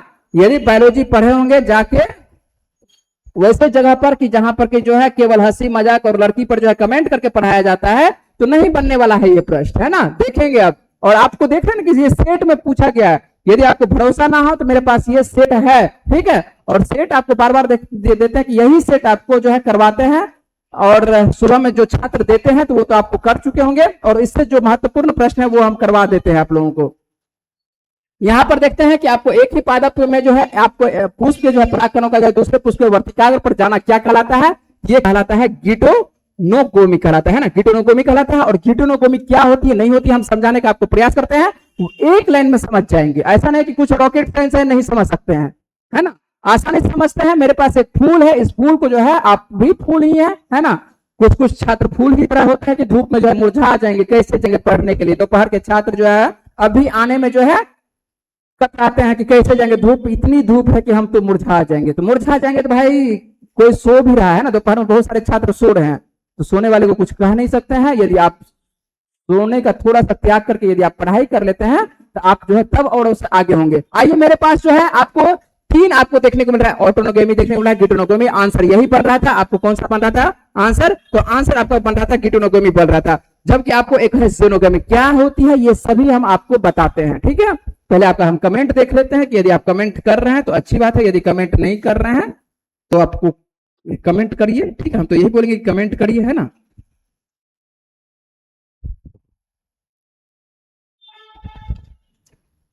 चलिए आते हैं, और आप लोग ये भी बता सकते हैं कि आपका ये जो क्लास आपको दे रहे हैं कि कैसा है, क्लास नहीं है क्लास, कुछ भी बातें यदि आप करना चाहते हैं तो आप कमेंट सीधे तौर पर कर सकते हैं। चलिए आइए जल्दी से आते हैं हम लोग, आते हैं यहाँ पर, है ना। आप लोग का कमेंट अभी तक नहीं आया है। चलिए यहाँ पर आते हैं, यहाँ पर देखिए सबसे पहले हम प्रश्न पर जाते हैं, उसके बाद फिर से इस इमेज पर आते हैं। इस प्रश्न बोल रहा है कि एक ही पादप है, क्या बोल रहा है? एक ही पादप है, पादप एक ही है, ठीक है। उसके बाद बोल रहा है कि एक पुष्प के परागकण जो है दूसरे पुष्प, एक पुष्प मान लेते हैं कि एक ही फूल, एक गाछ था, एक वृक्ष थी, वृक्ष तो नहीं होगा, मान के चलिए गाछ कह सकते हैं। ये छोटा सा पौधा है, एक ही पौधा में दो फूल खिला हुआ है, और दो फूल, एक फूल इधर है एक फूल इधर है ना। एक फूल आपको देखने को मिल रहा है ये, और एक फूल देखने को मिल रहा है ये, देखने को मिल रहा है दो दो फूल आपको देखने को मिल रहा है। एक ही पराग, आप क्या कर रही है यहाँ पर जो है पराग को सोच सकते हैं, यहां से दिया हुआ इधर आया, यहां से क्या हुआ है, यहाँ पर जो पराग कण जो है, छोटे छोटे पराग कण जो देखने को मिल रहा है, ये कहां पहुंच रहे हैं? ये पहुंच रही है वर्तिकाग्र पर पहुंच रही है, दूसरे फूल के वर्तिकाग्र पर ये पहुंच रही है। जब वर्तिका एक दोनों जगह देखने को मिलता है, ये ऐसा है कि इसी में जो है नर भी है, इसी फूल में मादा भी है, लेकिन हुआ क्या, ये भी नर और मादा इसमें भी दोनों देखने हैं, नर मादा इसमें भी है, लेकिन इसका परागकण जो है इसमें नहीं जाके पड़ोसी के यहाँ चला गया है ना, और ये पड़ोसी वाला जो है इससे जो है ये निषेचित हो जाता है। तो ये आपको देखने को मिलता है, क्या इसको बोला जाता है, क्या बोला जाता है? तो इसको बोला जाता है गिटोनोगेमी बोला जाता है, समझ रहे? और यही प्रश्न आपको पूछा था, जबकि यदि एक ही पुष्प के, इसके पास खुद का नर है, खुद का स्त्री है ना, यहां पर जो परागकण का जो है वर्तिकाग्र पर पहुंचना, ये जो आपको देखने को मिल रहा है, ये क्या कहलाता है? ऑटो, मतलब कि खुद का, तो ऑटोगेमी। जबकि एक ऐसा होता है फूल जो कि मान के चलिए अलग है, लड़का मान के कह सकते हैं, यहाँ पर जो है अलग जाति का लड़का है, ये भी अलग धर्म की कह सकते हैं, जो जो जैसे समझ सकते हैं कि एक अलग आपको जाति का लड़का, एक दूसरे जाति का लड़का, मतलब अलग अलग आपको वृक्ष देखने को मिल रहा है, और इसका परागकण जो है दूसरे पर जाना, ये क्या कहलाता है? आपको ज़ीनोगेमी कहलाती है ना। ये ज़ीनोगेमी कहलाती है, जहां पर लिखा हुआ है ज़ीनोगेमी, ये कहलाती है आपको गिटोनोगेमी, एक ही पुष्प पर, जबकि आपको देखने होता है ऑटोगेमी, एक ही फूल पर। थोड़ा थोड़ा अंतर है, यदि थोड़ा थोड़ा अंतर आप समझ गए होंगे तो उम्मीद है कि प्रश्न आपका बन गया होगा। और बहुत सारे छात्र का जवाब गलत था, और जवाब गलत क्यों था? क्योंकि कॉन्सेप्ट नहीं है आप लोगों के पास, आप लोग केवल जो है रखते हैं, और रखने की वजह से जो है ये प्रश्न आप लोगों से नहीं बन पाता है, और आप लोगों को समझाने का जब प्रयास रहता है तो आप लोग समझते नहीं है, तो अब क्या किया जा सकता है। यहाँ पर जो है 221 नंबर का प्रश्न देखते हैं कि प्रयाग प्रशस्ति के जो रचनाकार आपको देखने को, प्रयाग प्रशस्ति आसान सा है। प्रयाग प्रशस्ति के समुद्रगुप्त के समय में जो एक दरबारी हुआ करते थे, कौन सा? हरिसेन। तो आंसर कौन सा देखने को मिलता है? ये हरिसेन देखने को मिलता है ना। तो इसका जवाब कौन सा देखने को मिलेगा? ये आपको बी नंबर इसका जवाब देखने को मिलता है।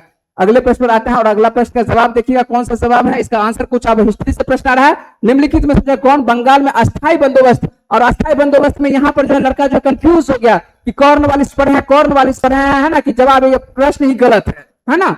तो प्रश्न गलत नहीं है ना, आंसर गलत दिया हुआ है। निम्नलिखित में से पूछ रहा है कि कौन बंगाल में जो है अस्थायी बंदोबस्त का जो है प्रस्तावक था। ये प्रस्तावक कौन था? तो यहाँ पर सर जॉन सॉर थे। कौन थे? तो सर जॉन सॉर थे। इसी के कह सकते हैं कि दिमाग की ये उपज थी, ये यहाँ पर जो है अस्थायी बंदोबस्त लाया गया था 1793 ईस्वी में। और गवर्नर उस वक्त हुआ करता था, कौन हुआ करते थे? गवर्नर यदि बात करते तो लॉर्ड कॉर्नवालिस गवर्नर हुआ करते थे। अंतर है, गवर्नर पूछा जाएगा तो तब हो जाएगा लॉर्ड कॉर्नवालिस, लेकिन यहाँ पर गवर्नर सब नहीं पूछा, यहाँ पर पूछा कि निम्नलिखित में से कौन बंगाल में अस्थायी बंदोबस्त का क्या था? प्रस्तावक था। इसके दिमाग की यही बोले थे भाई साहब, ये राजस्व का उस वक्त अधिकारी हुआ करते थे, राजस्व अधिकारी हुआ करते थे, बोले कि ऐसा करिए, अस्थायी बंदोबस्त लाइए। किसको? कॉर्नवालिस को बोलते हैं। ये जो है सर जॉन सॉर की ये दिमाग की उपज थी, है ना। यदि बात करेंगे अगले प्रश्न पर, अगला प्रश्न है क्या आसान सा प्रश्न है कि निम्नलिखित में से किसने 1940 में सर्वप्रथम व्यक्तिगत जो है सत्याग्रह जो है शुरू किया था? आप लोग भी जवाब दे सकते हैं, आसान जवाब है ना, कि निम्नलिखित में से किसने 1940 में सर्वप्रथम व्यक्तिगत सत्याग्रह प्रारंभ किया था? ये किनके द्वारा? ये विनोबा भावे के द्वारा, है ना। तो विनोबा भावे के द्वारा आसान सा जवाब है। आप लोग जवाब देंगे, यदि आप जानकारी है आपके पास तो जवाब लिखने का प्रयास करेंगे। यहां पर है कि चरक आपको जो किस वंश से संबंधित देखने को मिलता है?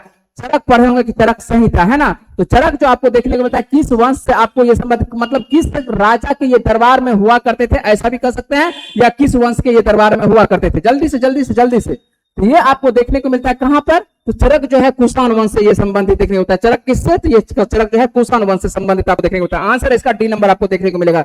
चलते हैं अगले प्रश्न, और अगला प्रश्न आपको देखने को मिल रहा है क्या, अंबेडकर जी के बारे में है कि बी आर अंबेडकर ने जो है डिप्रेस्ड, और बहुत सारे छात्र का जो है ये जवाब गलत हो जाता है। क्यों गलत हुआ ये तो नहीं बता सकता है, लेकिन डिप्रेस्ड क्लास जो है एसोसिएशन की स्थापना करते हैं, कब करते हैं, ये करते हैं डिप्रेस्ड का एसोसिएशन की स्थापना 1930 ईस्वी में करते हैं। किसके द्वारा, बी आर अंबेडकर के द्वारा। आपसे 2-3 प्रश्न यहां से पूछा जा सकता है कि डिप्रेस्ड क्लास एसोसिएशन की स्थापना किसके द्वारा की गई है, तो बी आर अंबेडकर के द्वारा। आज आपको डेट पूछा है तो डेट आप याद रखेंगे, डेट तो नहीं मान के चलिए, सन पूछा है तो 1930 ईस्वी में। और आप लोगों को सन ईस्वी सब पूछा जा सकता है, जितने भी छोटे एग्जाम होते हैं सन ईस्वी सब पूछे जाते हैं, और जितने बड़े एग्जाम होते हैं सन ईस्वी सब जो है उसको जो है छांट दिया जाता है, उस वक्त जो है तब नहीं पूछा जाता। अगला प्रश्न आता है 226 नंबर का, तो सुंग वंश के जो है बाद जो है किस वंश ने जो है शासन किया था, पूछ रहा है सुंग वंश, है ना। प्रश्न में जो है थोड़ा सा प्रश्न यदि बात करें कि प्रश्न में आपको टाइपिंग मिस्टेक था, तो वहां पर क्या लिखा था, आपको इस तरह से लिखा था, इस तरह से, है ना, गुण से लिख दिया था, ठीक है। तो गुण से नहीं होगा, ये सुंग होगा, मतलब ये इधर होगा वो उधर होगा। तो टाइपिंग में जो है उल्टा पुल्टा लिखा गया है ना, दिमाग में कभी कभी जो है टाइपिस्ट वाले का इधर उधर चलता है, तो कोई बात नहीं है। सुंग वंश आपको सुधार कर दिया कि सुंग वंश के जो है आपको, सुंग वंश में जो किस वंश के ये शासन आपको किस, उसके बाद, है ना, सुंग वंश के बाद जो किस वंश का शासन मिलता है, देखने को मिलता है। तो सुंग वंश के बाद कौन सा शासन मिलता है, तो सुंग के बाद जो मिलता है शासन कौन सा, कर्ण वंश का शासन मिलता है। आपके पास एक हम ट्रिक देते हैं, उस ट्रिक से जो है आप पढ़ सकते हैं, है ना, कि आपके साथ रहनी चाहिए आपकी मासूका, है ना, मासूका बोलते हैं प्रेमी को बोलते हैं ना, प्रेमिका को बोलते हैं। यदि आपके पास आपके साथ यदि आपका मासूका है तो आपका हसीन क्या होगा, आपका जिंदगी जो है कह सकते हैं दिन जो है हसीन बीतेगा। तो यहाँ पर जो है लिखा हुआ है, आप यदि बात करें कि हसीन मसूक सा, क्या लिखा हुआ है यहाँ पर, सौ से लिखा हुआ है, लेकिन हम इसको लिख देते हैं, आपको हसीन लिख देते हैं, ठीक है। इस तरह से हम लिखते हैं जिससे कि आपका पढ़ना थोड़ा सा सुविधा हो जाएगा। ये हसीन हम इस तरह से लिखते हैं और मसूक इस तरह से लिखते हैं। मसूक में भी तलफ्जुज देते हैं ना, मसूक लिखते हैं, और मसूक इसको सा भी पढ़ सकते हैं या आप साथ भी पढ़ सकते हैं, मसूक साथ, है ना। तो हसीन मसूक साथ पढ़ सकते हैं या आपको हसीन मसूका साथ पढ़ सकते हैं, दोनों जो आपको सुविधा लगे। यहाँ मसूक लिखेंगे तो साथ लिखेंगे, या आप क्या कहते हैं ये साथ लिखेंगे, केवल सा लिखेंगे, और यदि आप क्या कहते हैं हसीन मसूका लिखेंगे तब लिखेंगे साथ लिखेंगे, ठीक है। अब आते हैं ह से क्या हो जाएगा, यहाँ पर आपको क्या हुआ है, सभी वंश लिखा हुआ है ना, ह से क्या लिखा हुआ है, हरियक लिखा हुआ है, ठीक है, हरियक वंश। और यदि बात करें कि सी से क्या हो जाएगा, ये आपको शिशुनाग वंश, ठीक है, क्या हो जाएगा सी से, तो शिशुनाग वंश हो जाएगा। यदि बात करें कि नौ से क्या हो जाएगा, नंद वंश हो जाएगा। उसके बाद बात करें कि मौ से कौन सा वंश हो जाएगा, मौर्य वंश हो जाएगा। उसके बाद बात करें कि सु से कौन सा वंश होगा, शुंग वंश होगा। कौन सा होगा, शुंग वंश। और यही प्रश्न था। और शुंग के बाद कौन सा वंश आ रहा है, तो शुंग के वंश आ रहा है कण्व वंश आ रहा है। कौन सा, कण्व। और कण्व के बाद बात करें कि ये सातवाहन आ रहा है। कौन सा आ रहा है, सातवाहन आ रहा है ना। तो सभी आपके पास लिखा हुआ है। आप यदि आपके पास ट्रिक है तो अच्छी बात है, यदि ट्रिक नहीं आया तो ट्रिक आप लिखेंगे। आपकी मासूका कैसी होनी चाहिए, तो आपकी मासूका होनी चाहिए हसीन मासूका होनी चाहिए, और हसीन मासूका रहेगा तो आप ये ट्रिक से आप प्रश्न का जवाब बना सकते हैं आसान से। ये जवाब आपका बन जाएगा, है ना, कि शुंग वंश के बाद कौन सा आता है, कण्व वंश आता है। यदि बात करें कि बक्सर, ठीक है, यहां पर है आपको बक्सर के युद्ध के समय जो है दिल्ली का शासक कौन था। आसान सा जवाब है कि बक्सर के समय जो है आपको दिल्ली का शासक कौन था, तो बक्सर के समय दिल्ली का शासक कौन हुआ करता था, शाह आलम द्वितीय हुआ करते थे। क्या कमेंट कर रहे हैं भाई साहब, क्या कमेंट कर रहे हैं, रो सुमन जी, है ना, सुमन जी क्या मैसेज है, केवल रो लिखे हैं, क्या लिखे हैं, राधे राधे लिखे हैं। चलिए यहाँ पर आपका जवाब अलग है, वहां पर जवाब अलग है। दो मेरे पास जो स्क्रीन है, चलिए राधे राधे जी, चलिए राधे राधे, है ना, राधे कृष्ण सभी आपको, है ना, और आपको आफ्टरनून, ठीक है, नमस्कार मेरी तरफ से। और आप कुछ कहना चाह रहे हैं, चलिए जवाब दे रहे हैं आप मनीष जी जो है बहुत देर के बाद आप जुड़ रहे हैं, जवाब दे रहे हैं, पी नंबर दे रहे हैं, बहादुर शाह जफर। नहीं, यदि आप 227 का जवाब दे रहे हैं, नंबर लिखेंगे तो हमको पता चलेगा कि किस का प्रश्न का जवाब दे रहे हैं। तो यहाँ पर यदि आप जवाब दे रहे हैं जल्दी से लिखेंगे, है ना, कि आप किस प्रश्न का आप जवाब दे रहे हैं। कोई बात नहीं, यहाँ पर देखते हैं तो आपको देखने को मिलता है बहादुर शाह, आपको ये शाह आलम देखने को मिलता है, और ये शाह आलम देखने को मिलता है। कौन सा, शाह आलम द्वितीय देखने को मिलता है। आंसर कौन सा होगा, सी नंबर। हम सभी पर थोड़ा सा चर्चा कर लेते हैं इस जगह, ठीक है, एक इमेज आपके पास दिए हैं और इस इमेज से जो हम प्रश्न आपको बताने का एक प्रयास कर रहे हैं, उससे समझने का प्रयास करिएगा। सबसे पहले बहादुर शाह आपको देखने को मिल रहा है प्रथम, जो कि 1707 से 1700 जरा स्क्रीनिंग पर, ये 1707 से 1712। सबसे पहले आपको ये उत्तर मुगल काल का क्या है, उत्तर मुगल कालीन है ना, उत्तरवर्ती मुगल काल सम्राट आपको एक झलक हम दिखा रहे हैं। तो ये झलक दिखा रहे हैं कि आपको बहादुर शाह प्रथम का, तो ये आपको 1707 से जहांदार शाह आते हैं, जहांदार शाह 1712 1713 मात्र एक वर्ष के लिए। उसके बाद फर्रुख शेर कुछ दिन तक रहते हैं 1713 से 1719 तक। उसके बाद रफी उद दर्जात और रफी उद दौला, और रफी उद दौला को जो है शाहजहां द्वितीय के भी नाम से जानते हैं। तो आपको 1719 ईस्वी में मोहम्मद शाह रंगीला कुछ लंबे समय तक शासन करते हैं, तो आपको 1719 से 1748 तक देखने को मिलता है। अहमद शाह बहादुर यदि बात करेंगे, अहमद शाह बहादुर जो देखने को मिलता है ये 1748 से 1754 तक देखने को मिलता है। आलमगीर द्वितीय यदि बात करें, आलमगीर द्वितीय आपको 1754 से 1759 देखने को मिलता है। और यहीं पर जो आंसर बनता हुआ दिखाई पड़ रहा है 1759 से 1806, ये शाह आलम द्वितीय जो कि बक्सर का युद्ध 1764 ईस्वी में हो रहा है। कब हो रहा है, यहाँ पर 1764 ईस्वी में हो रहा है बक्सर का युद्ध। जानते होंगे कि 1764 ईस्वी में है ना, और 1700 बक्सर का युद्ध यहाँ पर शाह आलम द्वितीय के समय में। ठीक है, उसके बाद अकबर शाह आपको द्वितीय आता है 1837, और बहादुर शाह जफर जो अंतिम में हुआ करते थे तो वो 1837 से 57 रहते हैं, है ना। तो सबसे अंतिम में बहादुर शाह जफर रहते हैं, ये आप तो जानते होंगे शासक, है ना। चलिए अगले प्रश्न पर हम लोग चलते हैं, जल्दी जल्दी प्रश्न हम कवर करते हैं। और यहाँ पर जो अगला प्रश्न हम लोगों के सामने में स्क्रीनिंग पर देखने को मिल रहा है, क्या देखने को मिल रहा है कि जनगणना 2011 से संबंधित प्रश्न है कि जनगणना 2011 के अंतिम आंकड़ों के अनुसार जो है भारत का पुरुष स्त्री का जो है अनुपात, अब जो है नया जनगणना हो रहा है, लेकिन जब तक नया जनगणना नहीं होता है तो पुराना जनगणना जो है आप लोगों को जो है पूछा जाएगा, है ना। 227, चलिए 227 का आप जवाब दे रहे थे, सी नंबर जवाब आपका सही था भाई साहब, है ना। 227 का जवाब बिल्कुल सी नंबर सही जवाब देते थे। यहाँ पर आते हैं तो इसका जवाब आप आता है 228 नंबर का, 2011 का जनगणना के अंतिम अनुसार से ये कितना हो जाएगा, तो 1000 पर कितना 943 महिलाएं हैं, 1000 पुरुषों पर जो है 943 महिलाएं, अर्थात लिंगानुपात जो हम लोगों का थोड़ा सा जो है डगमगाया हुआ है। उसके बाद बात करें कि अशोक की राजधानी, आसान सा प्रश्न का जवाब है कि अशोक की राजधानी, अशोक जो है अशोक अपने पाटलिपुत्र में, और यहीं से शासन क्या करते थे, इसकी राजधानी क्या हुआ करती थी, पाटलिपुत्र हुआ करती थी, है ना। जो मगध साम्राज्य में तो सबसे आपको फेमस आपको पाटलिपुत्र का बात आपको राजगीर जाएगा। चलिए यहाँ पर आते हैं, रविंद्रनाथ टैगोर ने जो है नाइटहुड की जो उपाधि किस घटना के विरोध में जो वापस कर दी थी। ठीक है, स्पीड ठीक है। रविंद्रनाथ आपको टैगोर के बारे में है कि नाइटहुड की उपाधि जो है आपको देखने को मिलता है, ये किस घटना के बारे में जो है ये वापस कर देते हैं। तो नाइटहुड की उपाधि पढ़े होंगे, ये आपको कैसर हिंद पढ़े होंगे, किसके बारे में, महात्मा गांधी के बारे में पढ़े होंगे। ये सभी जो है किसके बारे में, जालियांवाला बाग हत्याकांड, है ना। तो यहाँ पर जो है कौन सी हत्याकांड, यहाँ पर कुछ छात्र जो है रॉलेट एक्ट भी मार चुके थे, है ना, कुछ रॉलेट एक्ट भी मारे थे। आंसर कौन सा हो जाएगा, जालियांवाला बाग हत्याकांड। इसके विरोध में जो है रविन्द्रनाथ टैगोर जो है नाइटहुड की उपाधि वापस करते हैं, इस घटना के विरोध में, जालियांवाला बाग हत्याकांड के विरोध में, है ना, रॉलेट एक्ट के विरोध में नहीं। रॉलेट एक्ट के कारण ये होती है घटनाएं, ठीक है। जालियांवाला बाग हत्याकांड, तो जालियांवाला बाग हत्याकांड उचित आंसर होगा, ठीक है। आंसर क्या हो जाएगा, बी नंबर। जो कुछ छात्र थे, कुछ छात्र जो है रॉलेट एक्ट भी सुबह सुबह आंसर दिए थे।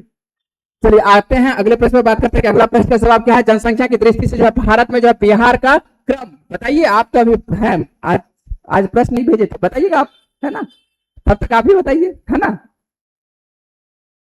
चलिए बोलेगा जल्दी से। तो यहाँ पर आइए बैठिए, फैन चला लीजिए। यहाँ पर जो जनसंख्या की दृष्टि से यदि बात करें कि भारत में जो आपको क्रम देखने को मिलता है, ये कौन सा क्रम देखने को मिलता है, ये तीसरा क्रम देखने को मिलता है। कौन सा तीसरा क्रम देखने को मिलता है। चलिए यहाँ पर एक आपके लिए लाइन लिखा हुआ है, एक ट्रिक यदि बात करें कि एक ट्रिक आपके लिए यदि भूल जाते हैं तब बात करें कि यूपी जो है महान है और बिहार में क्या है, आपकी जान है ना। और यूपी में क्या महान और बिहार में आपकी जान, तो इसका मतलब है कि यूपी से क्या, उत्तर प्रदेश, महान से क्या हो जाएगा, एमएच मतलब महाराष्ट्र, ठीक है। यूपी मतलब तो यूपी हो ही रहा है, एमएच मतलब महाराष्ट्र, और बिहार मतलब कौन सा, बिहार, अपना बिहार, है ना। तो ये आपको 3 लाइन, इससे एक बन जाएगा प्रश्न कि यूपी में महान, बिहार में आपकी जान। चलिए अगले प्रश्न पर आते हैं, अगला प्रश्न पर आते हैं, इसका जवाब क्या है, जल्दी से ढूंढने का प्रयास करेंगे कि आपको भारतीय संविधान के जो किस अनुच्छेद के तहत जो है राज्यों के केंद्र से क्या मिल रही है, सहायता अनुदान प्राप्त होता है ना, कि 285, 275 या 200, आपको 76 या 211, कौन सा आंसर आपको लग रहा है कि उचित आंसर होगा। जल्दी से जवाब लिखेंगे, जल्दी से जवाब आप जान रहे हैं तो लिखने का प्रयास करेंगे। बबलू जी आंसर दे रहे हैं, डी नंबर आंसर दे रहे हैं बबलू जी। आंसर तो हम तो आगे बढ़ के हैं, आप आंसर हो सकता है कि आपका उचित ही आंसर होगा, है ना। हम देख लेते हैं, आंसर से मिलवा दिए आपको। यदि आप 232 का जवाब देने का प्रयास करेंगे कि 232 का जवाब आपके पास क्या आ रहा है, दे रहे हैं जवाब। चलिए 232 का बी, 232 का बी, 232 का बी नहीं होगा, है ना। तो 232 हम इसलिए इससे लाइनिंग किए थे ना कि 200 आप लोग इससे चले। यहाँ पर जवाब होगा कौन सा, 232 का आपको जवाब होगा डी नंबर। आंसर कौन सा चला जाएगा, 275 चलेगा। किसके बारे में, ग्रांट के बारे में बात कर रहा है कि अनुदान के बारे में बात कर रहा है। और ग्रांट 5 मिनट बैठिए, ठीक है, हम लोग क्लास लेते हैं 5 मिनट के बाद। थोड़ा सा आज हम लेट आए हैं इसलिए थोड़ा सा 5 मिनट करते हैं लोग। वैसे कुछ तो सीखने को मिल जाएगा। वैसे आज प्रश्न हम भेजे नहीं थे, इससे भी सीख सकते हैं। 275 जल्दी से रिवीजन कर लेंगे कि 275 जो आपको देखने को मिल रहा है, संसद को जो है आवश्यकता के आधार पर जो है विभिन्न राज्यों और संघ से जो क्या मिलता है, ये अनुदान देने का ये अधिकार प्रदान करता है। कौन सा आर्टिकल आपको ये देंगे कि 275 है। सीधे तौर पर जो है संघ से अनुदान, एक लाइन में याद रखेंगे कि संघ से अनुदान कहां पर, किस आर्टिकल में, तो 275 में। यदि बात करेंगे 276 आपके पास ऑप्शन में है, तो 276 में क्या है, ये व्यवसायों, व्यापारों और आजीविका रोजगार को कर लगाने का ये अधिकार राज्यों और सरकारों को, जो स्थानीय निकायों को प्राप्त होता है। कहां से, ये 276 मतलब स्थानीय निकायों को जो है टैक्स लगाने का कार्य प्राप्त हो रही है कि कहां पर, खासकर व्यापार पर, आजीविका पर, रोजगार पर। तो ये आपको 276 के अंतर्गत। यदि बात करें ऑप्शन में 285 है, तो 285 क्या है, तो 285 में कि संघ की संपत्ति पर जो है राज्य कर से जो है इसको छूट प्रदान किया जाता है। तो संघ की संपत्ति को जो है राज्य कर से क्या छूट प्रदान है, ये कहां देखते हैं, ये 285 में देखते हैं। ये बात करेंगे 211 भी एक आर्टिकल था। ये अनुच्छेद जो है राज्यों को विधानमंडल जो आपको देखने को मिलता है वहां पर चर्चा से, ये यहां पर कह सकते हैं कि चर्चा पर क्या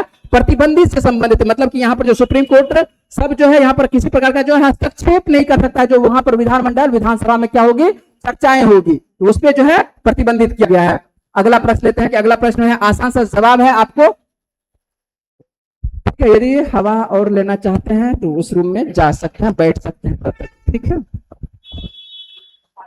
यहां पर जो आपको देखने को मिलता है, बिहार में जो रेलवे की शुरुआत है, बात करें कि रेलवे की शुरुआत बिहार में कब होती है, जल्दी से बताएंगे, जा रहे हैं जवाब।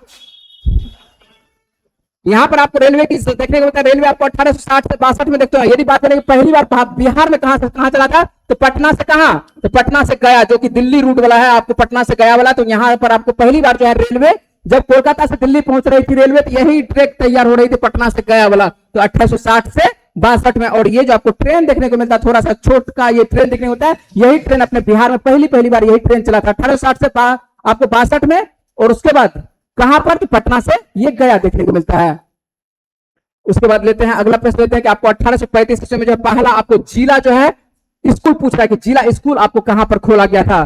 तो जिला स्कूल यदि बात करें कि जिला स्कूल कुंदन जी 1853 ये भाई साहब एक मिनट है ना, 1853 तो आपको यहाँ पर जो है ये पढ़े होंगे कब, वो आपको भारत में क्या पढ़ते हैं, भारत में, है ना, कि भारत में, ठीक है। और ये क्या है, बिहार है, अपना बिहार है ना, गौर करिएगा। 1853 में जो चली थी वो कहां पर चली थी, तो वो भारत में, मुंबई कहां से, बंबई से आपको थाने यहीं पर है, थाने 34 किलोमीटर वाला, वो आपको अलग है, ये आपको अपना बिहार है। 1860 से 62 बिल्कुल आंसर सही होगा, ठीक है ना। बिहार वाला एग्जाम दीजिएगा तो एक दो प्रश्न आपको पूछेगा बिहार से, पटना से गया चला था ये, है ना। चलिएगा अच्छे से, थोड़ा सा प्रश्न को ध्यान से पढ़िएगा, है ना कुंदन जी, ठीक है। चलते हैं अगले प्रश्न का जवाब देते हैं। 1835 में जो पहला आपको जिला स्कूल बात कर रहा है कि जिला स्कूल जो है कहां पर खोला गया था, जिला स्कूल कहां पर खोला गया था, ये पटना में ही, स्वाभाविक बात है कि पटना में ही खोला जाएगा। चलिए अगले प्रश्न में बात करते हैं कि आपको निम्नलिखित में से जो कौन सुमेलित नहीं है। नॉट जो है, नॉट यदि बात करें कि नॉट में से किसको मापा जाता है, तो ये जहाज की चाल को मापा जाता है, बिल्कुल सही है। नॉटिकल यदि बात करेंगे, नॉटिकल मील में किसको, तो नौ संचालन में प्रयुक्त होने वाली दूरी की इकाई को मापा जाता है, तो ये भी बिल्कुल सही है। एंगस्ट्रम जो है प्रकाश के तरंगदैर्घ्य की आपको इकाई है, ये भी बिल्कुल सही है। और यदि बात करें प्रकाश वर्ष, तो प्रकाश वर्ष किसकी इकाई है, ये दूरी की इकाई है। प्रकाश वर्ष किससे, प्रकाश वर्ष से जो है दूरी को मापा जाता है ना। तो आंसर आपका कौन सा बनता हुआ दिखाई पड़ रहा है, डी पूछ रहा है कि कौन सा सुमेलित नहीं है, पूछ रहा है, तो सुमेलित नहीं है, तो यह आपको डी नंबर सुमेलित नहीं है ना। यदि बात करें ये प्रश्न जो है कॉन्सेप्ट, अभी आप लोग भी ज्योग्राफी पढ़ रहे हैं, जवाब देने का प्रयास करिएगा, साथ साथ जवाब देने का प्रयास करिएगा, है ना। यहां पर जो है आपके लिए प्रश्न है कि कौन सा जो है सही सुमेलित नहीं है। पहले तो सबसे पहले ये जवाब देंगे कि सुमेलित पूछ रहा कि नहीं है। इसका मतलब क्या है कि एक ना एक कूट दिया है और कूट आप लोगों को पूछा जाएगा, है ना। बिहार दरोगा, बिहार आपको पुलिस में देखे थे, और मध्य निषेध में इस बार भी जो है कुछ ना कुछ आपको कूट सीधे तौर पर आएगा।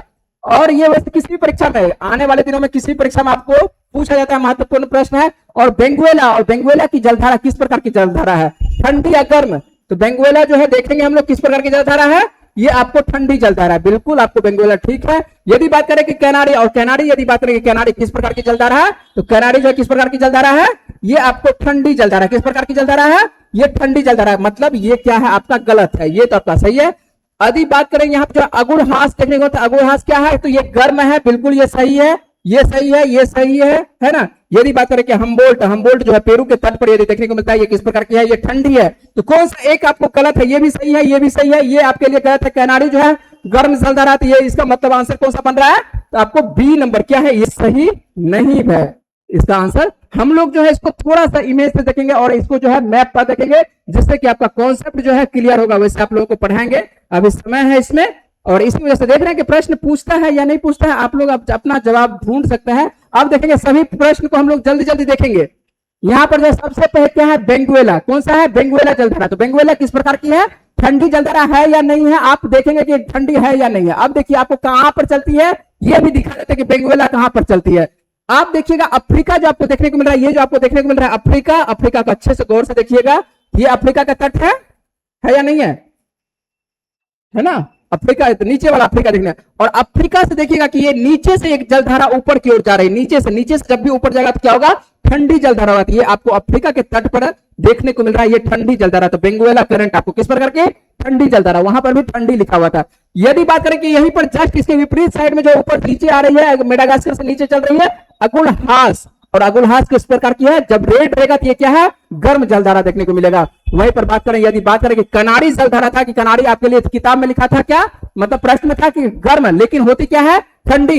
ये जो है आपको देखने को मिल जाएगा यहाँ पर गल्फ स्ट्रीम, और गल्फ स्ट्रीम गर्म है, और गल्फ स्ट्रीम ही बदल जाती है किसमें, कनाडी में बदल जाती है। और ये आपको यूरोप और अफ्रीका के ऊपरी तट पर देखने को मिलेगा। यूरोप यहाँ पर है, ये यूरोप है, उसके बाद ये अफ्रीका है, और इस जगह देखने को मिलेगा ये कनाडी जलधारा है। और कनाडी किस प्रकार का ये कलर दर्शा रहा है, ये आपको ठंडी दर्शा रहा है। एक और आपके पास है हमबोल्ट, है ना। हमबोल्ट यदि देखेंगे कि हमबोल्ट किस प्रकार है, कहां पर चलती है, तो ये आपको देखने को मिलेगा, क्या देखने को मिल रहा है, ये दक्षिणी अमेरिकी देखने को मिल रहा है। और दक्षिणी अमेरिका के आपको देखने को मिल रहा है किस तट पर, तो ये आप देखिएगा पश्चिम वाला जो आपको किनारा देखने को मिल रहा है ना, इसको ईस्ट बोलते हैं, इसको पश्चिम बोलते हैं। ये पश्चिमी किनारा पर आपको देखने को मिलता है ये हमबोल्ट जलधारा। और यहाँ पर इस कल भी बताए थे, आपको एक प्रश्न था, मरुस्थल यहाँ पर बनता है ना। ये सभी प्रश्न जो है आज हम प्रश्न यहीं तक रखेंगे, इसके आगे का प्रश्न जो है हम लोग कवर करेंगे। ये भी आपको देखने को मिल रहा है, ये जलधारा सभी का इमेज है ना। तो आपको पढ़ाएंगे, ये पूरी तरह से पढ़ाएंगे कि कौन जलधारा कैसे चलती है, किधर किधर चल रही है, क्यों किधर कैसे कैसे जा रही है। ये देख रहे हैं ना, कोई किधर जा रहा है, कोई किधर भी जा रहा है। सभी जलधारा के बारे में हम लोग बात करेंगे, डिटेल बात करेंगे। ये तो आपको ज्योग्राफी वाला क्लास में बात करेंगे। यहाँ पर जो हम तब पर भी समझा के आपको आगे बढ़ने का प्रयास करेंगे। हम लोग रखते हैं इस सेगमेंट को यहीं तक रखेंगे। आपको 237 नंबर से लेकर सीरीज चलाएंगे आगे। कल के सेट में चलेगा, और सेट कब चलेगा, 1 बजे चलेगा, है ना। 1 बजे से आपके पास ऑनलाइन रहेंगे। रखते हैं आज का क्लास यहीं तक, मिलते हैं आप लोगों से थोड़ी देर के बाद।